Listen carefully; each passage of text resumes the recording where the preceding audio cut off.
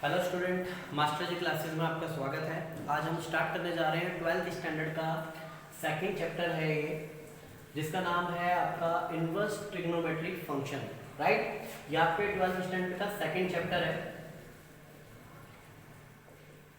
पहले आपने जितनी भी ट्रिगो स्टडी की है वो आपने नॉर्मल ट्रिगो की है। आज उसका हम इनवर्स सीखने जा रहे हैं, जो कि आपके 12th स्टैंडर्ड के अंदर है। बाकी आगे कहीं नहीं आता, ज़्यादातर साइंस वालों के लिए इम्पोर्टेंट है ज़्यादा, क्योंकि उनका इम्प्लीमेंट आगे भी होता है। राइट, तो सबसे पहले आज हम इसको स्टडी करेंगे इनवर्स ट्रिगो को। तो एक्सरसाइज नंबर 2.1 की ओर चलते हैं, जिसमें आपको फाइंड आउट करनी है प्रिंसिपल वैल्यू फाइंड आउट करनी है। तो मैं आपको सबसे पहले प्रिंसिपल वैल्यू सिखा रहा हूँ कि किस तरीके से फाइंड आउट की जाती है।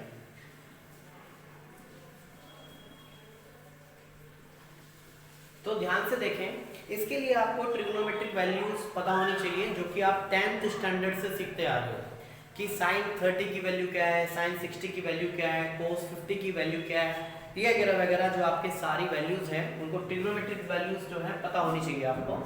तो फर्स्ट क्वेश्चन करने से पहले हम स्टडी करने जा रहे हैं कि प्रिंसिपल वैल्यू क्या होती है। जैसे मैं बात करता हूँ साइन 30 की, तो साइन 30 की वैल्यू जो है वो कितनी होती है आपकी 1/2। राइट, तो अगर आप इस साइन को इक्वल्स टू से इधर की तरफ ले आते हो तो ये आपका इनवर्स में कन्वर्ट हो जाता है। समझ रहे हो पॉइंट मैं जो आपको बताना चाह रहा हूँ? साइन 30 की वैल्यू है 1/2, राइट, और साइन 30 की वैल्यू अगर 1/2 है और इस साइन को हम इक्वल्स टू से इधर लेके आ जाए, तो आपको उल्टा बताना है कि साइन 1/2 कहां पर है, 30 पे। तो ये इसकी प्रिंसिपल वैल्यू हो जाएगी। दैट मींस साइन इनवर्स 1/2 की वैल्यू आपकी 30 डिग्री है, यानी मैं 30 डिग्री को π/6 भी बोल सकता हूं। यानी कि इस चैप्टर के अंदर आपको डिग्री में नहीं बताना है, आपको आंसर जो बताना है वो रेडियन में बताना है। क्लियर है पॉइंट? फिर दोबारा से देखें, साइन 30 की वैल्यू ट्रिग्नोमेट्रिक वैल्यू क्या होती है 1/2। राइट, ये तो हो गई साइन की ट्रिग्नोमेट्रिक वैल्यू। अगर इस साइन को मैं इससे इधर ले आता हूं, यानी इक्वल्स टू से इधर लेके आता हूं, राइट हैंड साइड पे लेके आता हूं, तो जो साइन है उसका नेचर चेंज हो जाएगा, ये इनवर्स में कन्वर्ट हो जाएगा। अब आपको बताना है कि साइन इनवर्स 1/2 की वैल्यू क्या हो गई 30 पे। तो यही इसकी क्या है प्रिंसिपल वैल्यू है। बट इस चैप्टर के अंदर हम 12th स्टैंडर्ड में इसको डिग्री में ना लिख के रेडियन में बताना होता है। क्लियर है? तो यही आपकी क्या है प्रिंसिपल वैल्यू है। तो इस तरीके से आपके एग्जाम में क्वेश्चंस आते हैं 1 मार्कर के लिए। मैं 1-2 पॉइंट और भी लेता हूं, जैसे कि cos 45 है, cos 45 इक्वल्स टू 1/√2। राइट, ये ट्रिग्नोमेट्रिक वैल्यू है किसकी, cos 45 की।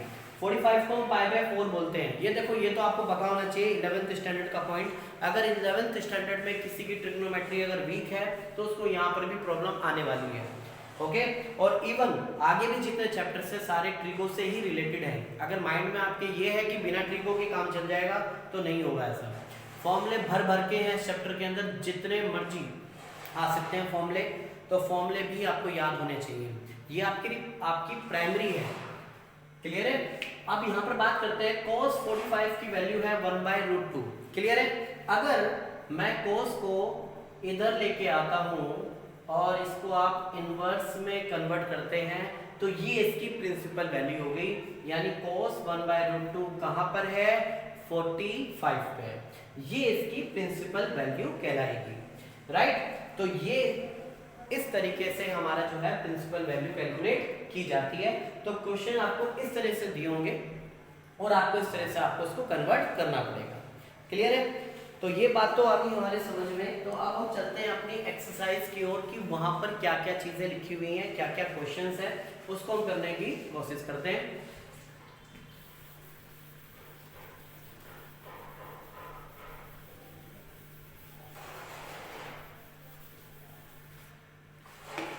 अब आपके कुछ क्वेश्चंस हैं आपकी बुक्स के ही, एक्सरसाइज 2.1 के ही। क्वेश्चन नंबर 1 है साइन इनवर्स -1/2। राइट, एक सेकंड क्वेश्चन है cos इनवर्स √3/2। तो स्टार्टिंग करते हैं सबसे पहले क्वेश्चन नंबर 2 से। उसमें एंगल नेगेटिव है तो उसकी कुछ आइडेंटिटी है, वो मैं आपको बाद में बताऊंगा। तो सबसे पहले क्वेश्चन नंबर सेकंड की ओर चलते हैं। अब आपको ये बताना है कोस √3/2 कहां पे होता है। सिंपल सा पॉइंट, वैसे तो मैं आपको बता देता हूं, देखो यहाँ पे कोस 30 की जो वैल्यू होती है वो आपके √3/2 होती है। क्लियर है? अगर मैं इस कोस को इधर लेके आता हूं तो कोस इनवर्स √3/2 हो जाएगा। तो आपको इसी की वैल्यू बतानी थी, यानी कोस √3/2 कहां पे होता है? कोस 30 पे होता है √3/2, यानी आपको यहाँ पे क्या लिखना है? 30 डिग्री, पर 30 ना लिख के आपको क्या लिखना है? π/6, यानी आपको रेडियन में आंसर इसका बताना है। जी हाँ, तो कोस इनवर्स √3/2 की प्रिंसिपल वैल्यू होगी π/6, यानी कि 30 पे, यानी कोस √3/2 कहां पे होता है? 30 पे होता है। क्लियर? ठीक है, सेकंड क्वेश्चन तो हमारा हो गया। इसके बाद हम बात करते हैं कुछ नेगेटिव वाले की। अगर इनवर्स में नेगेटिव एंगल होते हैं तो उनको कैसे ट्रीट किया जाता है, उसके लिए एक आइडेंटिटी है। यहाँ पे मैं आइडेंटिटी बता रहा हूँ, उसको ध्यान में रखना है। फर्स्ट आइडेंटिटी है, अगर साइन आपका नेगेटिव में दिया हुआ है तो उसको नेगेटिव को आप बाहर ला सकते हैं। राइट? अगर आपको साइन नेगेटिव में दिया हुआ है तो आप उसका एंगल नेगेटिव में बाहर ला सकते हैं, यानी एंगल जो है ये नेगेटिव आपका बाहर आ जाएगा। राइट? इसके बाद आपका कोसेक की बात करें तो नेगेटिव आपका बाहर आ जाएगा। अगर आप बात करें tan की तो tan में भी जो नेगेटिव होता है ये आपका बाहर आ जाएगा।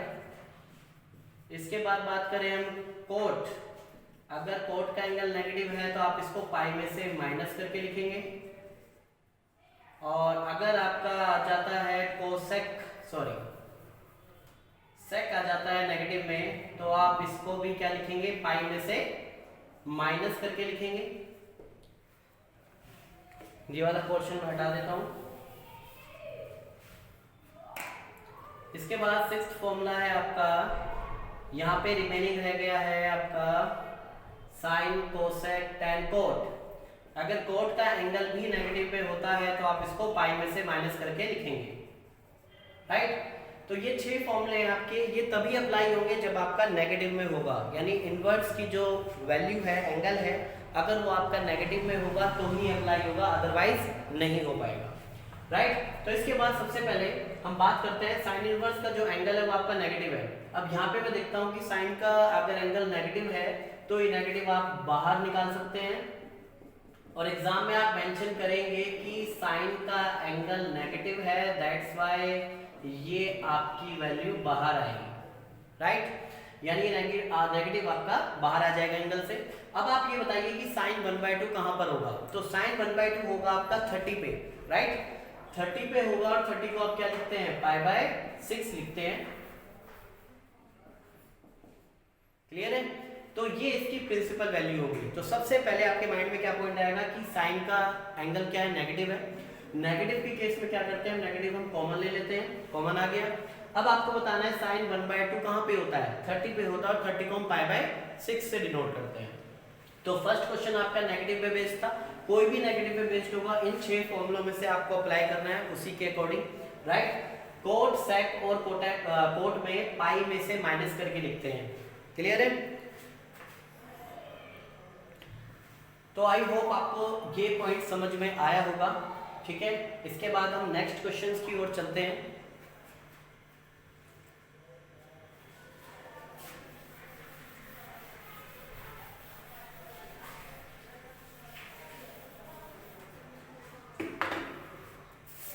क्वेश्चन नंबर अभी आपका है इसमें थर्ड। ये सारे जो क्वेश्चंस हैं एज पर एनसीईआरटी ही चल रहे हैं आपके। Question number third and question number fourth is tan inverse -√3। अब इन दोनों क्वेश्चंस को हम देखते हैं। तो सबसे पहले बात की जाए कोसेक 2। अब आपको देखना पड़ेगा ट्रिग्नोमेट्रिक वैल्यू कहाँ पर है। कोसेक 2, अगर किसी स्टूडेंट्स को ये प्रॉब्लम होती है कि सर हमारे पास अभी जो हमारी एनसीईआरटी है उसमें ट्रिग्नोमेट्रिक वैल्यू वाली टेबल नहीं दी है, तो हमारी इंस्टा पर आईडी है मास्टर जी क्लासेस के नाम से, वहाँ पर आपको पेज मिल जाएगा इसका। वहां से आप इसको देख सकते हैं कि किसकी कौन सी ट्रिग्नोमेट्रिक वैल्यू होती है। 11th स्टैंडर्ड में और 10th स्टैंडर्ड में ट्रिग्नोमेट्रिक वैल्यू दी हुई है, पर 12th स्टैंडर्ड में जो है एनसीईआरटी में ट्रिग्नोमेट्रिक वैल्यू नहीं दी है। सो आप वहां से उसको ले सकते हैं, या फिर नेट पे भी आपको अवेलेबल होगी, या दूसरी बुक से रेफरेंस ले सकते हैं। क्योंकि इन क्वेश्चंस को स्टार्ट करने से पहले आपको उनकी वैल्यू यानी ट्रिग्नोमेट्रिक वैल्यू भी पता होनी चाहिए। तो कोसेक 2 अगर देखा जाए तो किसका अपोजिट होता है? कोसेक साइन का अपोजिट होता है। तो साइन 30 पे होता है 1/2, राइट। साइन 30 पे कितना होता है? 1/2। तो कोसेक पे भी वहीं पर होगा, कोसेक इसका अपोजिट होता है, यानी कोसेक 30 पे जो होगा ये वैल्यू होगी आपकी 2, राइट। यानी इसकी वैल्यू कहाँ पे होगी? 30 पे होगी, और 30 को हम लिखते हैं π/6। क्लियर है? तो इस तरीके से आपको अगर ट्रिग्नोमेट्रिक वैल्यू याद होगी तो आप ये क्वेश्चन इजीली कर पाएंगे।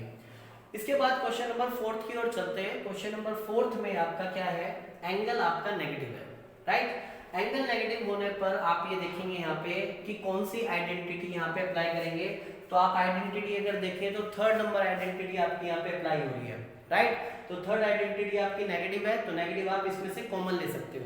तो यहाँ पर भी मैं ऐसे ही करता हूँ, यहाँ पे मैं नेगेटिव आपका कॉमन ले लेता हूँ, और फिर आपको देखते हैं कि √3 यानी tan√3 कहाँ पर होता है? 60 पे होता है। तो 60 को आप लिखते हैं π/3।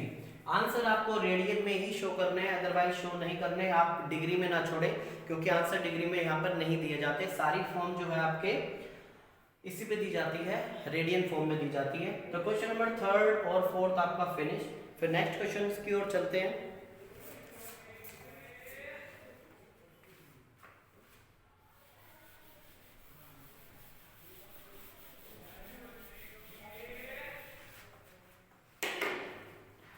क्वेश्चन नंबर आपका 5th है,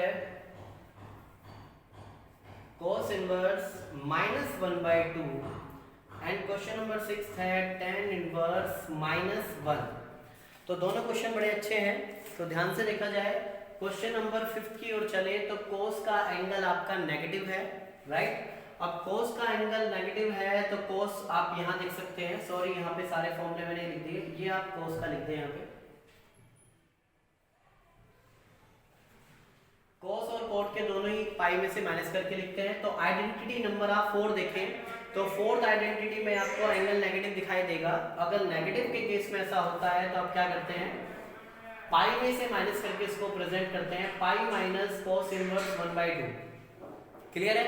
तो आपका नेगेटिव हट जाएगा। फिर दोबारा से देखो, आइडेंटिटी देखो क्या लिखी है नेगेटिव हटाने के लिए? Pi minus cos inverse x, pi minus cos inverse x, x मतलब पाई 1/2। आइडेंटिटी जरूर यहाँ पे मेंशन करें कि हमने लगाई कौन सी है, तो ही एग्जाम के अंदर आपको मार्क्स मिलेंगे, अदरवाइज मार्क्स नहीं मिलेंगे। तो आइडेंटिटी यहाँ पे आप इसको शो करें। तो यहाँ पर हम बात करें अगर 1/2 कहाँ पे होता है? cos 1/2 कहाँ पे होता है? 60 पे होता है, और 60 आपका होता है π/3। अब आप इसका एलसीएम लेंगे, एलसीएम लेने पर ये 3 आपका यहाँ पे आएगा, 3π - π = 2π/3। ये आपका फाइनल आंसर है। एक बार मैं दोबारा इसको बता देता हूँ, ध्यान से देखिएगा। cos यहाँ पे नेगेटिव है, नेगेटिव वाले आते हैं तो ही प्रॉब्लम स्टार्ट होती है, तो ही आपके ये 6 आइडेंटिटी में से कोई एक आइडेंटिटी लगेगी। तो cos नेगेटिव है तो आप यहाँ पे देखें, अगर cos नेगेटिव होता है तो पाई में से माइनस करके लिखेंगे, तो pi minus cos inverse 1/2, right. ये आइडेंटिटी हमने यहाँ पे अप्लाई की। अब ये देखिए कि cos 1/2 कहाँ पे होता है? cos 1/2 होता है π/3 पे, यानी कि 60 पे। पाई में से π/3 माइनस करेंगे, 2π/3 आपका रिजल्ट आ जाएगा। अब यहाँ पे tan का देखते हैं, क्वेश्चन नंबर 6। tan आपका नेगेटिव है, क्लियर? नेगेटिव देखो ये रहा आपका। अब यहाँ पे नेगेटिव क्या आ जाएगा? कॉमन आ जाएगा। tan के केस में क्या होता है? जो एंगल नेगेटिव होते हैं तो वो एंगल आपके बाहर आ जाते हैं। 1 कहाँ पर होगा आपका? π/4 पे होगा, यानी 45 पे होगा। दैट मीन्स 45 की tan 45 की वैल्यू क्या होती है? 1। तो आपको उल्टा बताना है, tan इनवर्स 1 कहाँ होगा? 45 पे। और साथ ही साथ यहाँ पे आइडेंटिटी आप लगाएंगे कि अगर एंगल tan में नेगेटिव होता है तो ये नेगेटिव आपका क्या आ जाता है? बाहर आ जाएगा। और इस तरीके से आपका ये क्वेश्चन भी सॉल्व हो गया। ये क्वेश्चन नंबर 5, ये क्वेश्चन नंबर 6। ठीक है, अब थोड़े से बड़े क्वेश्चंस की ओर चलते हैं। देख रहे हो आप सारी चीजें किस पर डिपेंड करती हैं, ट्रिग्नोमेट्रिक वैल्यूज पे और कुछ इन फॉर्मूलों पे। धीरे धीरे जैसे जैसे क्वेश्चंस आगे बढ़ेंगे मैं आपको फॉर्मूला भी बताऊंगा यानी आइडेंटिटी भी बताऊंगा और फिर इसको किस तरीके से करते हैं वो भी बताऊंगा। तो आप ये बिल्कुल सिस्टमेटिक तरीके से फॉलो करेंगे तो आपको भी आएंगे। बहुत से स्टूडेंट्स का मैंने देखा है कि 11th स्टैंडर्ड में ट्रिग्नोमेट्री बड़ी वीक होती है, पर यहाँ वीक से काम नहीं चलेगा, करनी तो है, क्योंकि यही ऐसा सब्जेक्ट है मैथ्स जिसमें आपके मार्क्स ज़्यादा स्कोर भी कर सकते हो और इसकी वजह से आपकी परसेंटेज भी डाउन हो सकती है। सो आगे देखते हैं क्वेश्चंस।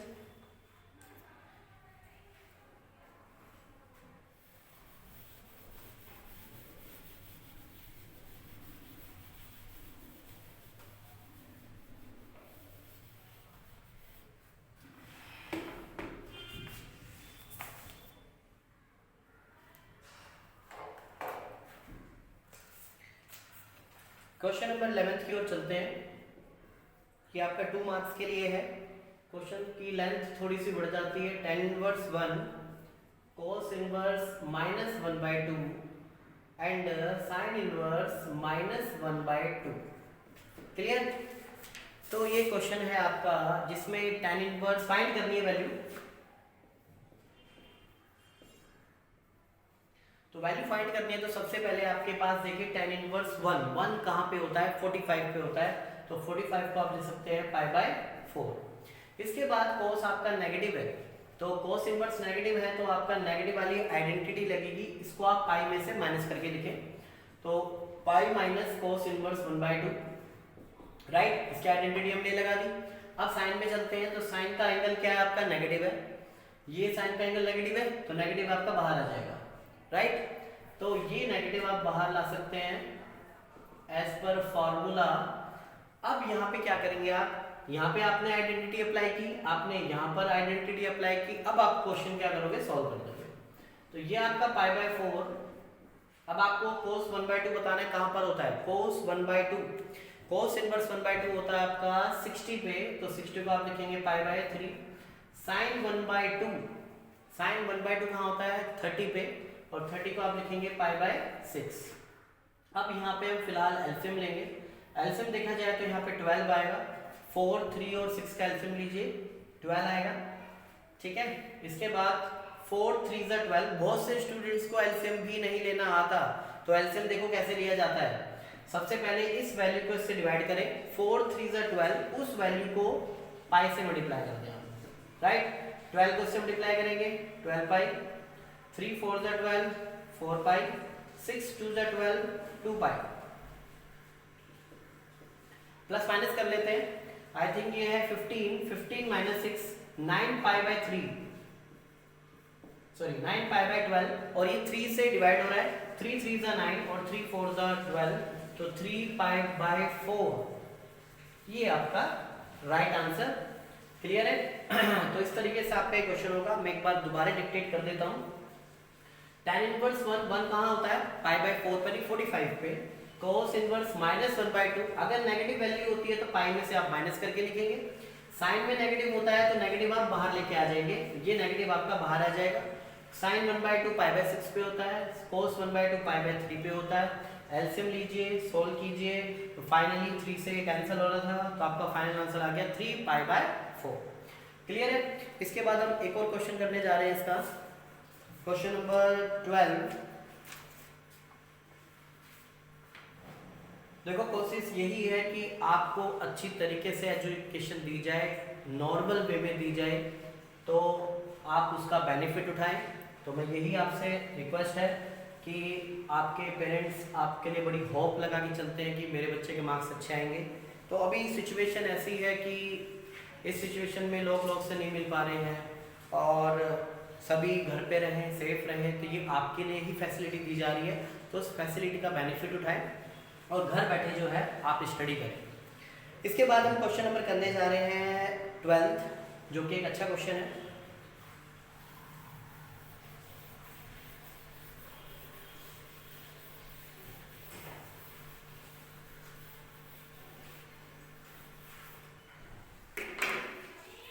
क्वेश्चन नंबर 12 है आपका वैल्यू है cos inverse 1/2 plus 2 sin inverse 1/2 and question number is 14। ये आपका 1 मार्कर के लिए बड़ा इंपॉर्टेंट क्वेश्चन है जो कि एग्जाम में कई बार आ भी चुका है, तो मैं दोनों क्वेश्चन को आपको प्रेफर करूंगा बहुत अच्छी तरीके से देखें। अब यहाँ पे देखें cos 1/2, cos 1/2 कहाँ पर होगा, यानी कि 60 पे। sin 30 1/2 होता है और cos 30 पे होता है 1/2, तो cos 60 पे होता है, तो cos 60 को हम बोलेंगे π/3, तो cos 60 पे हो गया आपका। sin 1/2 किस पे होता है 30 पे, और इसको लिखेंगे π/6। अगेन देखें cos 1/2 कहाँ पे होता है 60 पे, sin 1/2 कहाँ होता है 30 पे। 2 से 6 को कैंसिल करें π/3, तो π/3 प्लस π/3 दैट इज 2π/3। डन। इसके बाद क्वेश्चन नंबर 14 की ओर चलते हैं। ये तो नॉर्मल क्वेश्चन था। इसके बाद बात करें अगर sec आपका नेगेटिव में है, यानी आपके फॉर्मूला है tan inverse √3 minus sec inverse -2, तो tan √3 कहाँ पर होता है, tan √3 होता है 60 पे, यानी कि π/3। इसके बाद हम इसको पाई में से माइनस करके लिख देंगे। क्लियर है। sec जो है आप नेगेटिव में लिखेंगे या नेगेटिव है, तो sec की आइडेंटिटी देखो क्या है, यहाँ पे देखिए सबसे पहले sec नेगेटिव में है तो पाई में से माइनस किया जाएगा, तो मैंने इसको पाई में से माइनस करके लिखा। फिर दोबारा देखें क्वेश्चन को, tan √3 कहाँ पर होता है 60 पे, 60 की वैल्यू होती है π/3, यानी π/3 रेडियन में वैल्यू होती है। sec यहाँ पे नेगेटिव है, तो नेगेटिव के केस में पाई में से माइनस करके लिखेंगे आप, ये रहा पाई माइनस।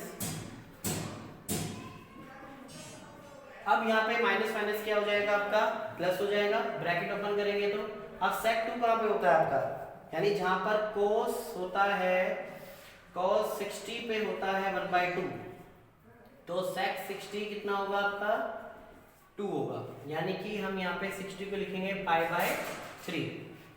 ओके, अब इसका आप एलसीएम लेंगे, 3 ये 3 प्लस पाई 2 माइनस 3 हो गया माइनस के π/3। ये MCQ बेस्ड क्वेश्चन था, तो आप वहां पर ऑप्शन देखेंगे तो आपका माइनस π/3 होगा, तो उस पर आप क्लिक करेंगे, यानी कि वही ऑप्शन आप लिखेंगे, तो ये आपका माइनस के π/3 आ गया। तो ये 1 मार्कर के लिए अच्छा क्वेश्चन था। tan इनवर्स √3 कहाँ पे होता है π/3 पे। sec का एंगल नेगेटिव है, तो पाई में से माइनस करें, नेगेटिव नेगेटिव पॉजिटिव हो गया। अब इसको आप सोल्व करेंगे तो आंसर आ जाएगा माइनस के π/3। क्लियर है। तो ठीक है, आई होप आपको आज की क्लास समझ आई होगी और नेक्स्ट वीडियो आपके पास जल्दी आएगी। ओके, जय हिंद जय भारत।